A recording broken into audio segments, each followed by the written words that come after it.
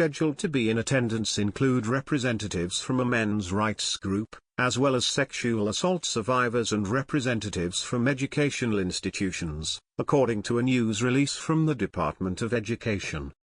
The event initially sparked backlash when it was announced that students and parents involved in the National Coalition for Men Carolinas would be present, but comments made to the New York Times by the Education Department's head for the Office of Civil Rights thrust the issue into the spotlight.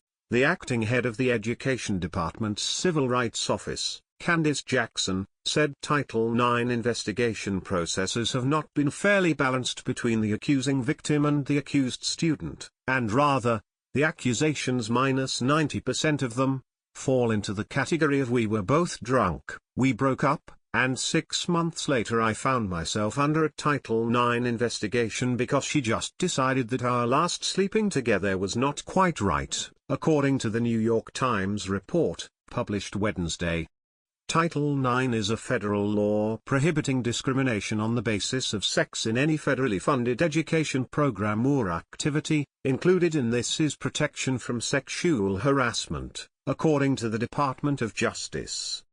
The Thursday afternoon event was preceded by a rally, attended by people who oppose President Donald Trump administration's handling of various Title IX protections. Activists and politicians gathered out front of the Department of Education on Thursday morning to voice opposition to potential changes to the civil rights law by the Trump administration and share personal stories of sexual assault. "I'm here today because this issue came to be because young people spoke out. Women dragged mattresses around college campuses to make the point that they weren't safe. They awakened in us a responsibility to address this issue," Representative Jackie Speier, Democrat California, said at the rally. "If Secretary DeVos rolls back these protections, justice will not be possible," Senator Kirsten Gillibrand, Democrat New York, told reporters. Jackson has since walked back her comments according to the New York Times, but efforts to push back against DeVos on the issue remain.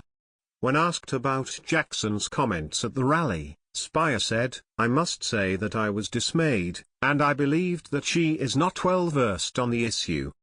She needs to become much more educated about what her responsibilities are."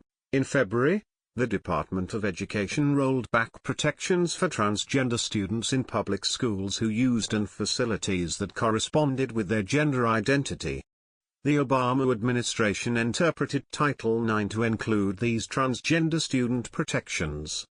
However, in a letter, the Trump administration said the policies did not provide extensive legal analysis or explain how the position is consistent with the express language of Title IX. To now have, not just a president who has a reputation of denigrating women, but to have a Secretary of Education who wants to roll back rights for transgender kids and roll back the protections that college students and young women have gotten against sexual assault is sickening, American Federation of Teachers President Randy Weingarten said at the event Thursday morning.